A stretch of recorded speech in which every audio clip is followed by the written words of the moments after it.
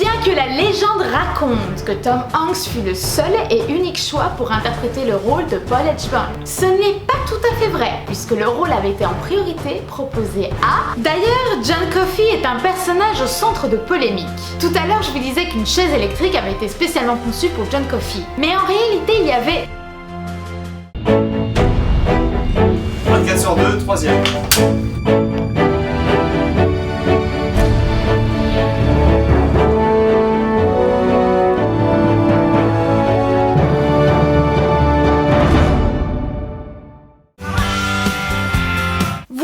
Choisi à la presque unanimité les secrets de tournage de ce film, eh bien les voici. Your name is John Coffey.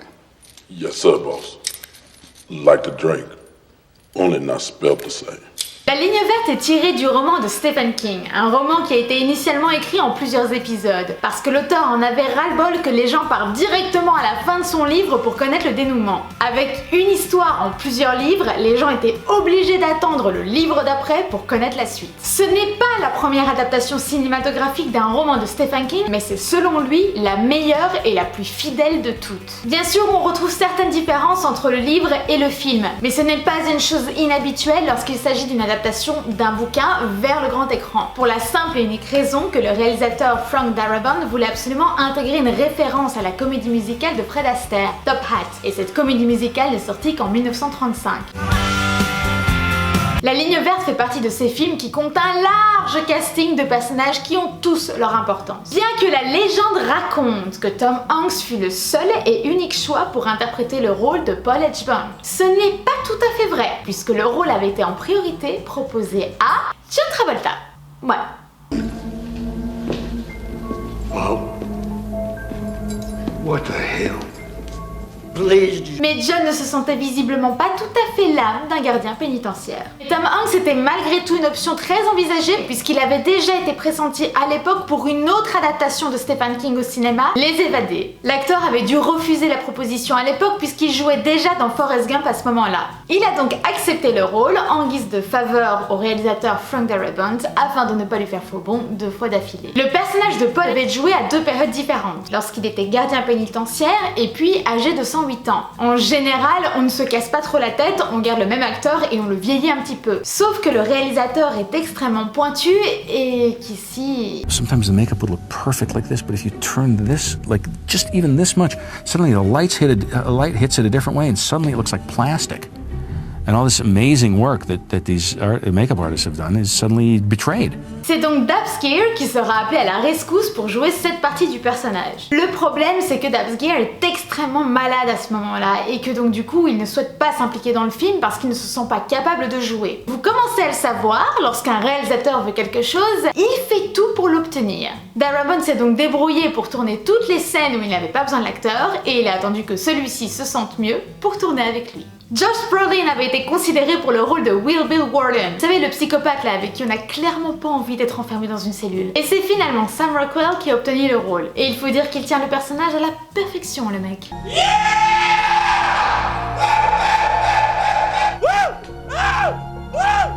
Le deuxième psychopathe du film, Percy Wetmore, est interprété par Doug Hutchison, qui est clairement plus sympathique que son personnage. Vous allez me dire, c'est pas compliqué. Un homme charmant qui s'est amusé à lancer des paris sur le plateau entre les figurants et lui. You know, it took so long to shoot Dell's execution. I think it took us a week, really.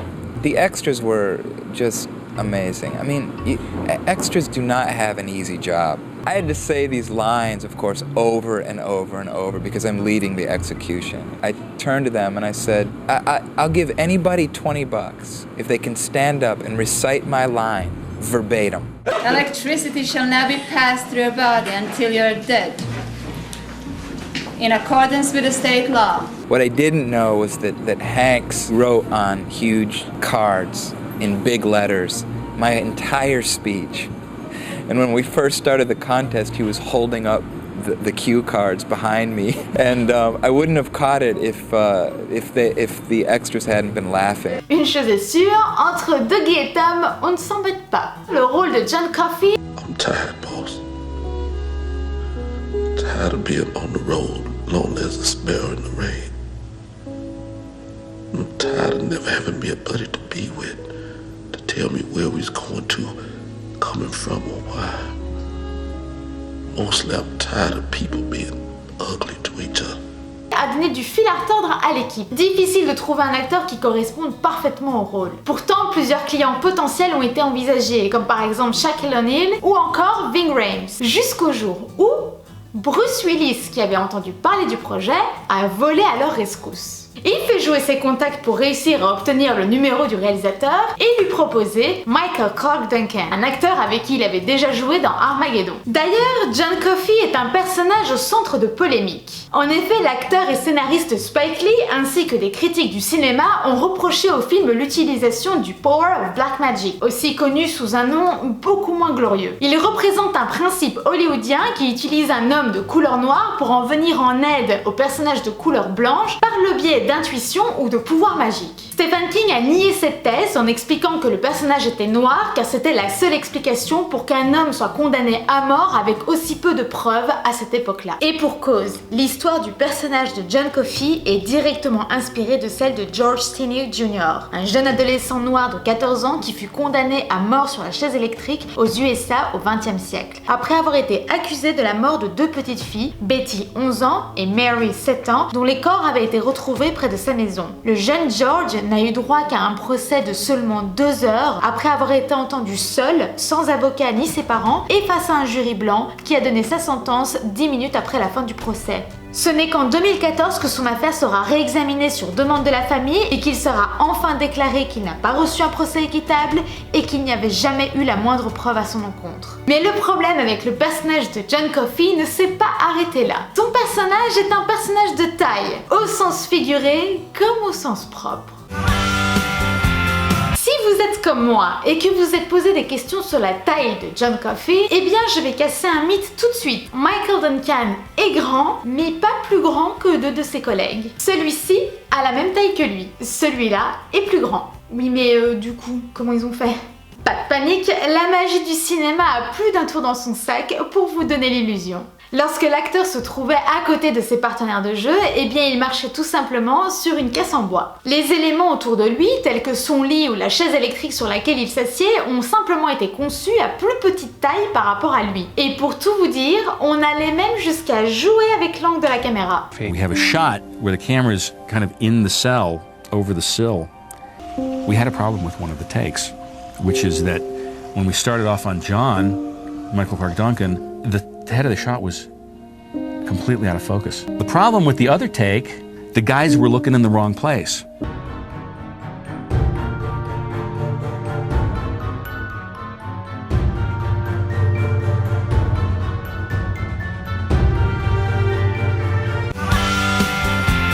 Mais ce n'est pas le seul acteur qui nous a impressionnés. Rappelez-vous de Mr. Jingles, ou devrais-je dire Messieurs Dames Jingles. Car oui, Mr. Jingles représentait entre une quinzaine et une trentaine de souris sur le tournage. C'était donc de vraies souris qui couraient de gauche à droite, sous l'œil avisé de leur dompteur, pour donner le plus de réalisme possible.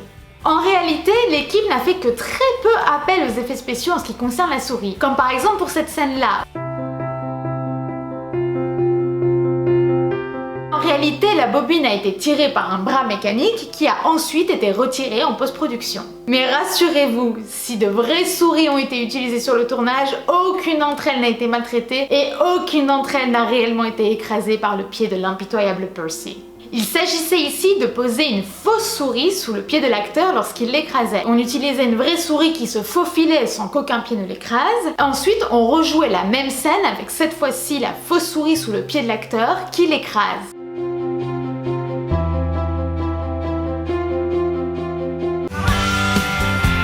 Le décor est inspiré d'un réel pénitencier dans le Tennessee à Nashville.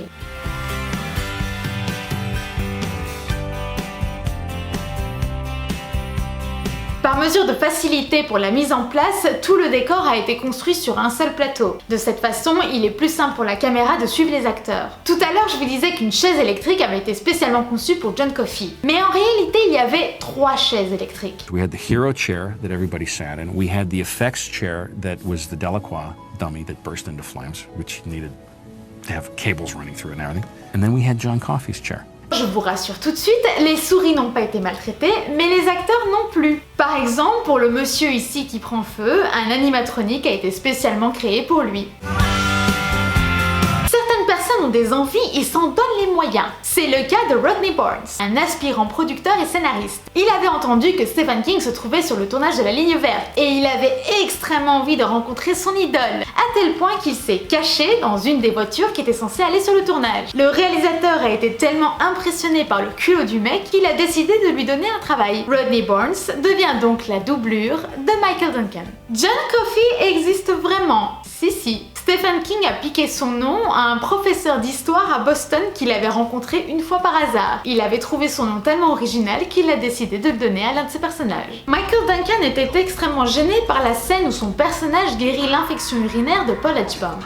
Après quelques tentatives totalement foireuses où il doit tenir les parties intimes de son partenaire, Tom Hanks a fini par quitter le plateau et revenir avec une bouteille d'eau dans le caleçon. Ça a totalement fait tomber la pression et Michael a joué à la perfection. C'est ici que cette vidéo s'arrête. Vous êtes de plus en plus nombreux à me dire combien les vidéos vous plaisent et franchement ça me fait super plaisir. N'hésitez pas à montrer votre enthousiasme en mettant un pouce vers le haut. Avant de m'en aller, je voulais vous avertir qu'exceptionnellement il y aura également une vidéo bonus la semaine prochaine. Il n'y a pas de choix de vote pour cet épisode là parce que le thème est déjà choisi et j'ai super hâte de vous la partager. Bref, il y aura donc une vidéo la semaine prochaine et puis comme d'habitude dans 15 jours. Trêve de bavardage, je vous laisse avec le choix du prochain duel de dans 15 jours. Tout le monde a suivi? Ok, allez couper. Pour ce duel, je te laisse le choix entre Harry Potter ou le Seigneur des Anneaux. Mets ton vote dans les commentaires, tu as jusqu'à mercredi.